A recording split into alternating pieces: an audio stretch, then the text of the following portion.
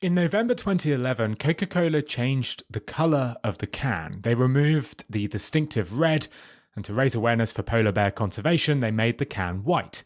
But this packaging change didn't go down very well. Coca-Cola is canning its new white cans for the holidays. The new design was supposed to raise money to help polar bears. The drink inside hadn't changed at all, but the different colour of the can changed how customers perceived the taste. Some even claim the new can changed the taste of the Coke inside. To some, this seemed ridiculous. Just drink it, jeez. But study after study shows that the sights, sounds, and smells we experience really do affect our perception. This research all started back in 1929 with the German psychologist Wolfgang Kohler. He devised a simple experiment on the island of Tenerife. He showed the Spanish-speaking population these two shapes, and he asked which one is Buba and which is Kiki. Since then, millions have been asked the exact same question. Now look at these two shapes. They have names, all right? Yeah, one is the Kiki and the other is the Buba. Tell me which is which. Wolfgang found that almost everyone matched the word Buba with the rounded shape and Kiki with the angular shape. Buba's on the right, clearly. Buba's on the right, would you agree with that? Oh, definitely Kiki, that's the spiky one. Kiki's definitely. the spiky one, and what would you say, Johnny? God, I hate to think. I would say they should go back to their dating agency. In 2001, two neuroscientists updated the experiment, testing it on speakers of many different languages, and found that the finding holds. No matter where you're from, Kiki sounds spiky and Buba sounds rounded. Sounds shape our perception. And Charles Spence, the Oxford University researcher and author of Sensehacking, used this finding to advise dairy milk. He found that the words we hear don't just seem more angular or rounded. He found that tastes are the same too. That bitterness is more angular and is Kiki instead. And so he came out in 2012 suggesting that if you know about these synesthetic connections between the senses, if you want to make your chocolate taste sweeter, make it rounder, but probably reduce some of the sugar as well. So we're going to make the same taste percept, but a little bit less unhealthy. And the following year, Cadbury's came out and indeed do that. They rounded off their chocolate bar to cut the weight by 3-point-something grams, but they didn't change the formula. And what the response was of readers of the Daily Mail, there was a revolt, saying, what are you Mondelez doing to our chocolate? You've changed the taste, you've made it more creamy and more sweet. And that was exactly what we predicted would happen the year or two before. The new rounded chocolate bar made the dairy milk seem much more sweeter, even though the chocolate itself hadn't changed. But it's not just sights and taste, it's music too. Here's Professor Adrian North explaining his famous experiment on music and wine sales. So we just borrowed the island display of literally our local supermarket in the wines and spirits section. And on the end there, we just had a shelf, 4 shelves, which showed on one side of the shelf French wines, and on the other side of the shelf German wines. On each shelf, the two wines were basically the same price. The supermarket in question had a scale that it used to put on by the price ticket, which showed shoppers just how sweet versus dry the wine was. So we tried to hold that constant and so on.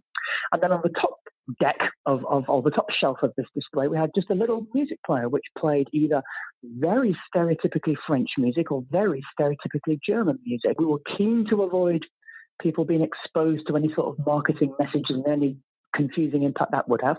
So for our stereotypically French music, we had, for example, the French national anthem played on an accordion.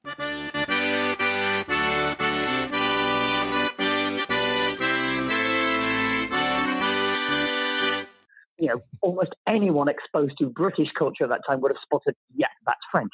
Similarly, our German music was basically beer keller songs. We had one about, literally, it was about drinking Weisswein and then Rhine. Ein Prosit, der Gemütlichkeit. It's really stereotypically German, at least if you're brought up in Britain around about that time.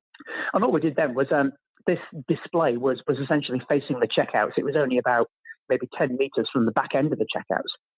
So we sat there by a little free taxi phone, with bags stuffed with shopping, inviting people to draw the assumption that, we were not psychologists observing what they're doing. In fact, we're just shoppers waiting for our taxi to arrive. And literally, we were just counting the number of bottles of wine sold. And what we found was that when we played the the very stereotypically German music, then German wine outsold French by 5 bottles to 1.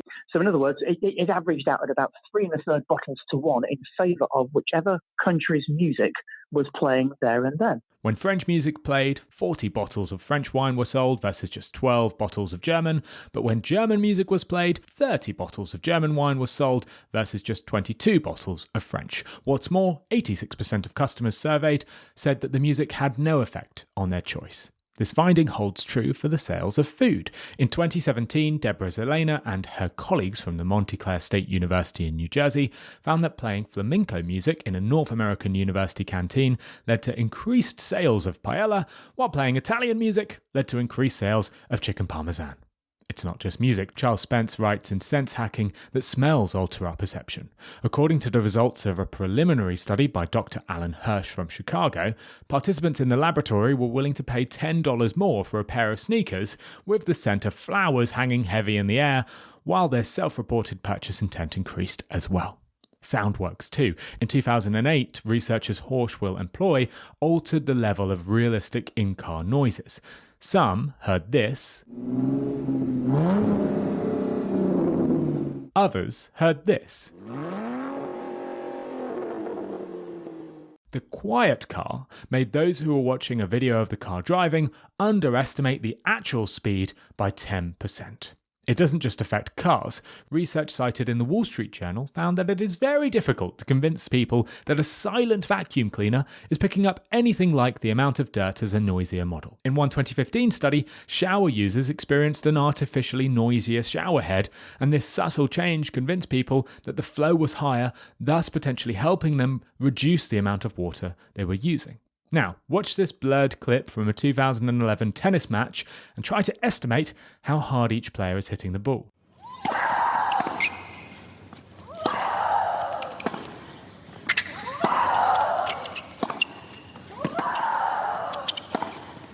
In 2018, Spence and his colleague ran a similar experiment to this on a number of participants. They showed the participants a tennis game which they paused mid-volley.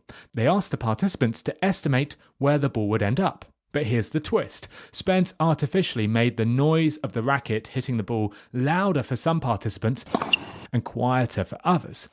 When the noise was amplified, people were convinced that the ball would bounce further into the opponent's side of the court than if the contact sound was made a little quieter. If the player grunted, like Solova did in this earlier clip, it only enhanced the perceived power of the shot, and perhaps that is the reason why so many players grunt.